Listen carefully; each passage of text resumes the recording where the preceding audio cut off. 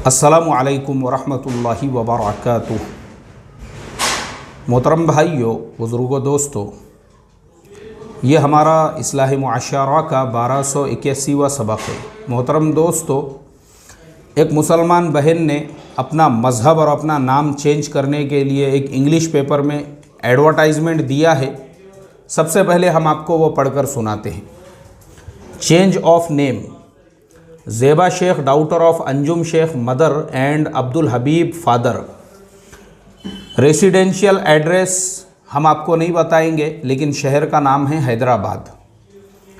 I have change my religion from Islam to Hindu and name from Zeba Sheikh to Priyanshi Sharma for all purpose. उसके नीचे अगला ad, Anjum Sheikh divorcee wife of Abdul Habib, उनका भी address दिया हुआ है जो हैदराबाद का एड्रेस है। आगे लिखा है, I have changed me and my son religion from Islam to Hindu, names from Anjum Sheikh to Hema Sharma and my sons from Sheikh Zaid to Aryans for all purpose. ये सुनकर आपको झटका लगा। हमारी एक ईमान वाली बहन जिसका नाम अंजुम शेख था, अब वो हेमा शर्मा बन गई। बेटे का नाम जैद शेख था, आर्यान उसका नाम रख लिया, और बेटी का नाम ज़ेबा था, ज़ेबा से उसका नाम प्रियांशी। आपको कैसा लग रहा है? ये सुनकर आपको एकदम से झटका लगा होगा, लेकिन इसके पीछे की जो इनसाइड स्टोरी है अब हम आपको बताते हैं, जो सुनकर आपको और भी बड़ा झटका लगने वाला है। हमारे एक ईमान वाले भाई जिनका नाम था हबीब शेख, 2010 में उनको हेमा शर्मा नाम की एक ब्राह्मण लड़की से इश्क हो जाता है, मोहब्बत हो जाती है, प्रेम हो जाता है। दोनों एक दूसरे की बाहों में बाहें डालकर गाने गाते हैं, तुम जो कह दो तो चांद तारों को तोड़ लाऊंगा मैं। हबीब शेख उसको वादा दिलाते हैं, इन हवाओं को, इन घटाओं को मोड़ लाऊंगा मैं। यानी इश्क और मोहब्बत के चक्कर में वो जो है अपनी माशूका को ऐसा भरोसा और विश्वास दिलाते हैं कि हेमा शर्मा अपना धर्म, अपना रिलीजन सब कुछ छोड़कर, अपना नाम बदल कर इस्लाम मज़हब को इख्तियार कर लेती है, और इस्लाम में आने के बाद अपना नाम अंजुम शेख रख लेती है। उसके बाद हबीब शेख जो है उनको अच्छी जॉब मिलती है। यूएस से उनको जो है एक जॉब का पर्पोज़ आता है, और हबीब शेख उसको एक्सेप्ट करके यूएस का सफ़र इख्तियार करते हैं। और यहाँ पे जो फैमिली है, जो हेमा शर्मा को अंजुम शेख बनाए थे, उससे 2 बच्चे पैदा हो जाते हैं। और उसके बाद उनको जो है इस बात का कॉन्फिडेंस और विश्वास दिलाते हैं, भरोसा दिलाते हैं कि देखो मैं अमेरिका जा रहा हूँ, तुम लोगों को भी मैं अमेरिका ज़रूर बुलाऊँगा। वो तो अमेरिका चले गए। अब अमेरिका जाने के बाद वहाँ पे वेल सेटल हो गए। शायद वहाँ पे उनको कोई जो और एकादी मीना डीना डीका ऐसी कोई मिल गई होंगी, जिसकी वजह से इंडिया में जो हेमा शर्मा को अंजुम शेख बनाए थे उसको भूल गए। वहाँ जाने के बाद अंग्रेज़ियों के चक्कर में पड़ गए, और ये बेचारी जो थी अपने दोनों बच्चों के साथ, इसने हबीब शेख के इश्क में, मोहब्बत में अपने मज़हब को छोड़ दिया, अपने ख़ानदान को छोड़ दिया, अपने बिरादरी को छोड़ दिया, सब कुछ छोड़ दिया। और हबीब शेख अय्याशी कर रहे हैं अमेरिका में जाके अंग्रेज़ियों के साथ में। और ये जो बेचारी है उनका इंतज़ार कर रही है कि वो मुझे आज कल परसों फैमिली वीज़ा भेजेंगे। हबीब शेख ने कोई वीज़ा उनको भेजा नहीं, और फिर वो दर्दनाक दिन आ गया जिस दिन जो अंजुम शेख थी वापस वो हेमा शर्मा बन गई। और सबसे बड़े दुख की बात यह है कि हबीब शेख की जो 2 औलादें, एक मुसलमान की औलाद थी, जिन औलादों को भी उन्होंने अपने साथ में लेकर चले गई, और वो दोनों भी वापस से हिंदू धर्म के अंदर चले गए। ये मेरे मोहतरम दोस्तों वो डार्क साइड है हम मुसलमानों के अखलाक, किरदार और हमारी वजह से जो इस्लाम को नुकसान पहुंच रहा है उसका।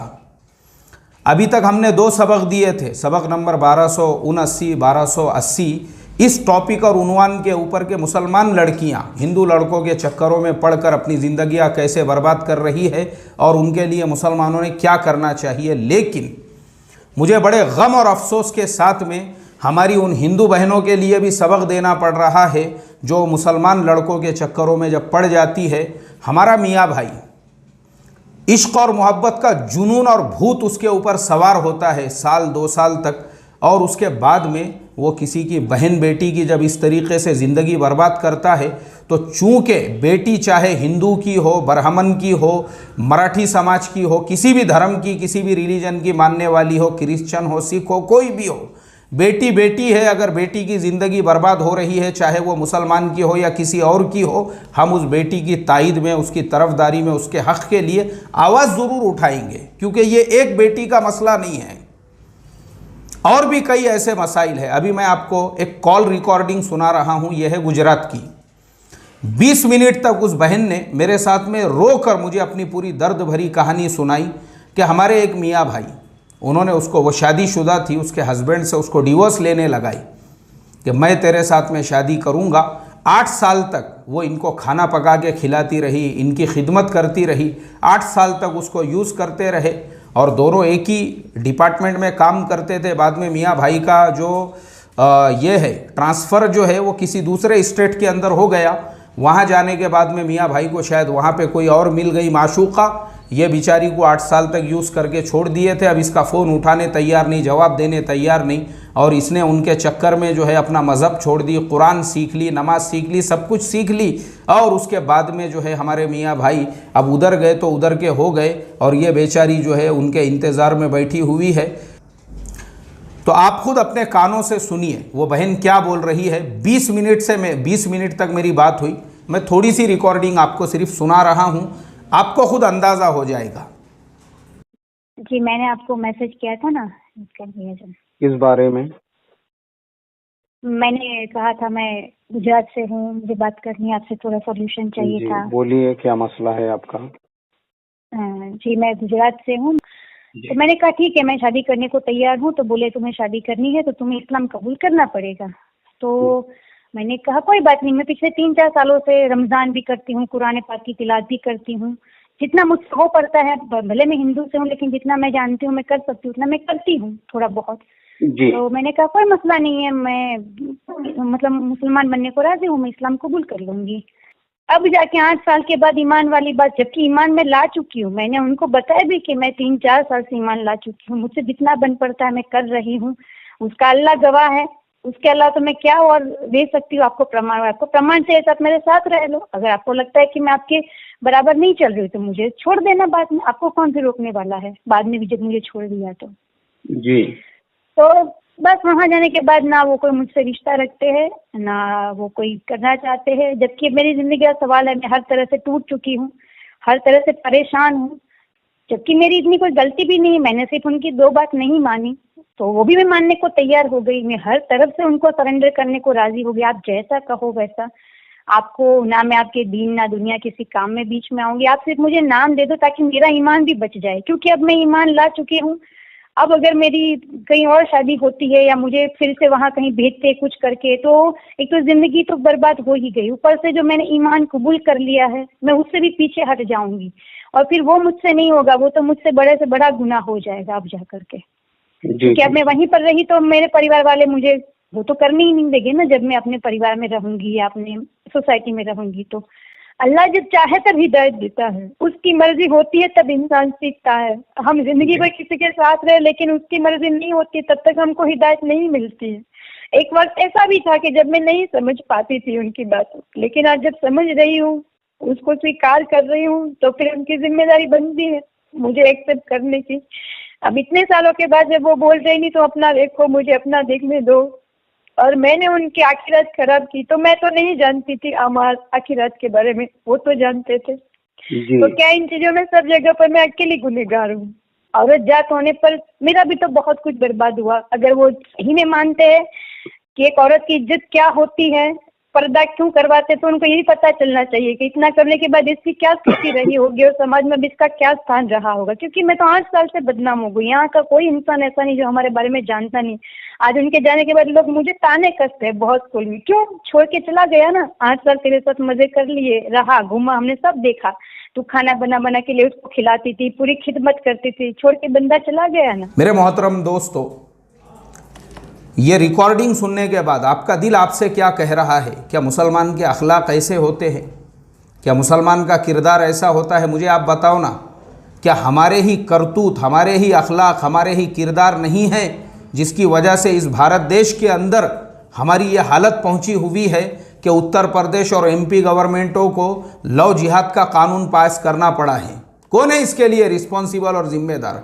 और सिर्फ ये 2 केस नहीं है, मैं आपको रिकॉर्डिंग नहीं सुनाऊंगा, लेकिन मैं आपको वो वाक़या ज़रूर सुनाऊंगा कि दुबई से एक बहन ने मुझे कॉल किया और कॉल करके मुझे कहने लगी, मौलाना साहब, एक ईमान वाले के इश्क और मोहब्बत में गिरफ़्तार होकर मैंने अपना मज़हब छोड़ दिया, अपना सब कुछ छोड़ दिया, मैं भी मुसलमान हो गई, यहाँ पे आई, अभी हमको 4 बच्चे हैं और यहाँ आने के बाद वो और किसी के इश्क और मोहब्बत में गिरफ़्तार हो चुके हैं और बस अल्लाह ही उनके हाल पे रहम फरमाए। मेरे मोहतरम दोस्तों, मुझे बताओ ना, ये जो है, क्या इस्लाम और ईमान हमको इस बात की इजाज़त देता है? अगर वो बहन बेटी किसी और मज़हब के भी मानने वालों की है तो वो भी किसी की बहन है, वो भी किसी की बेटी है।